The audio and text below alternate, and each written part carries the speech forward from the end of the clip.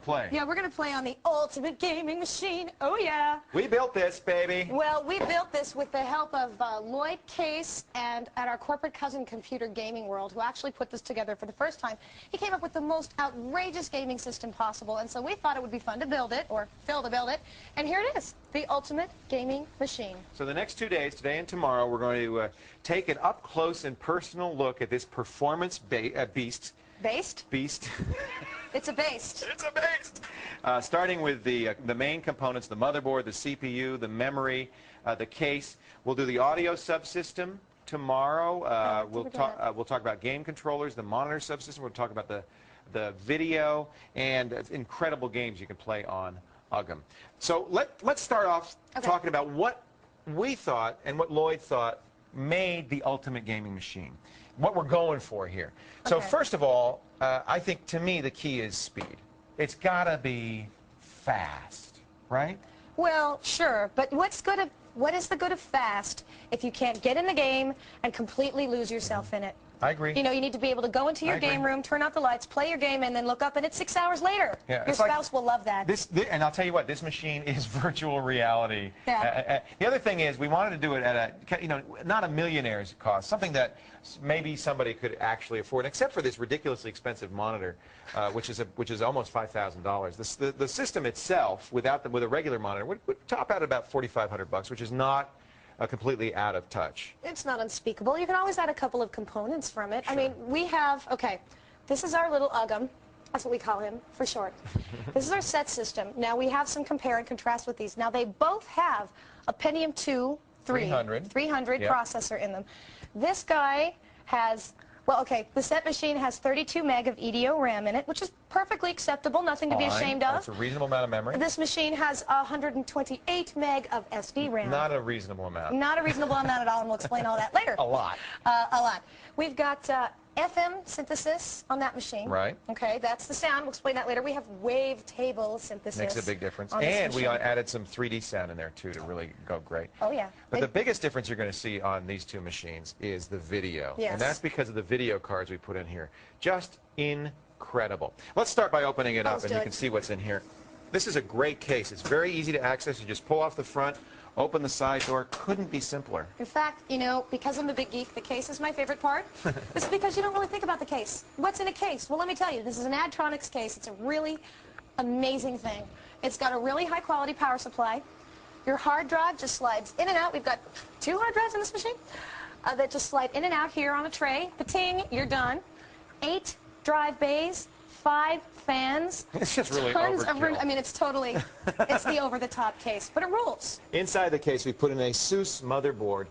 This is the LX-based motherboard, which means it's for Pentium 2s. It has built-in ultra-wide SCSI, Adaptec SCSI, which means we could put some really nice, fast drives on there. And we like the quality of the ASUS motherboard. We think it's a very good motherboard.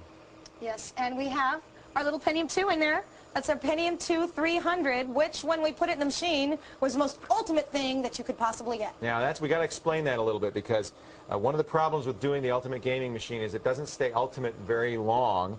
Right about when we built this, about 2 weeks ago, 3 weeks ago, Intel announced a new motherboard chipset, the BX, that goes 50% faster, and the new 400 megahertz Pentium 2. So we've ordered those. We've got them, in fact, on the set. We're going to put the new motherboard in, and the new BX motherboard, and the new 400 megahertz Pentium 2, and that will again get it to ultimate. But nothing stays ultimate. I mean, that's kind of part of the problem.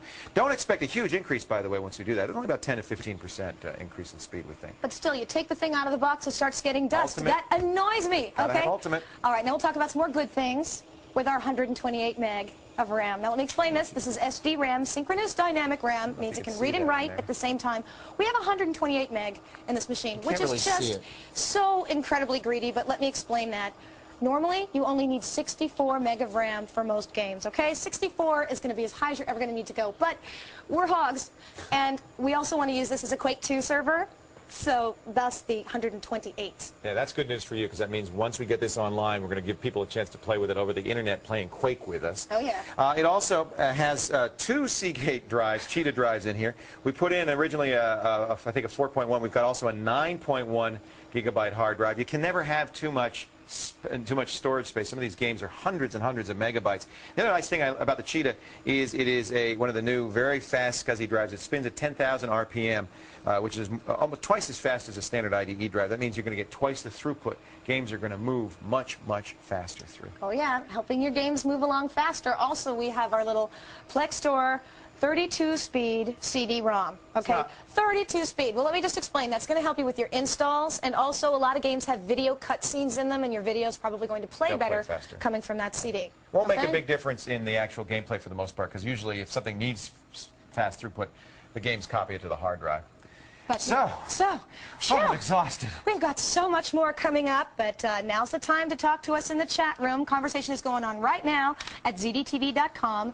Click on the Screen Savers, and after the break, we open the ears of the ultimate gaming machine, showing you the rockin' sound subsystem. We'll be back in a bit. Be good.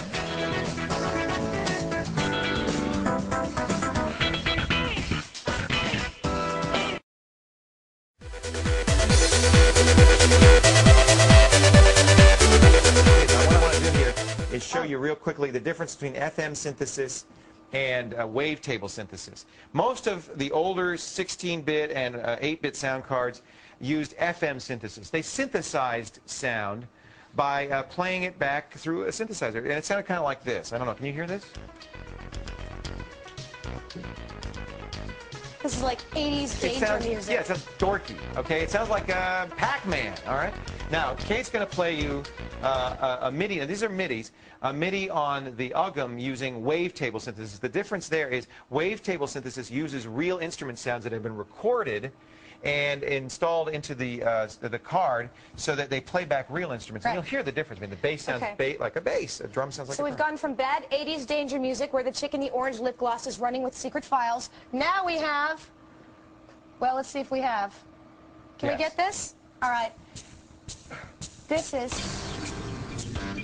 is Canyon MIDI. And you know, this is the pathetic MIDI file most of you have on just makes me want to do an interpretive dance. Go ahead, do it. Go ahead, do it. Let's do it. Come on, it'll be good for ratings. No, I'm not going to do it. All right, we're going to come back and play some more games in just a little bit as we continue with the ultimate gaming machine and the Screen Savers. You stay right here.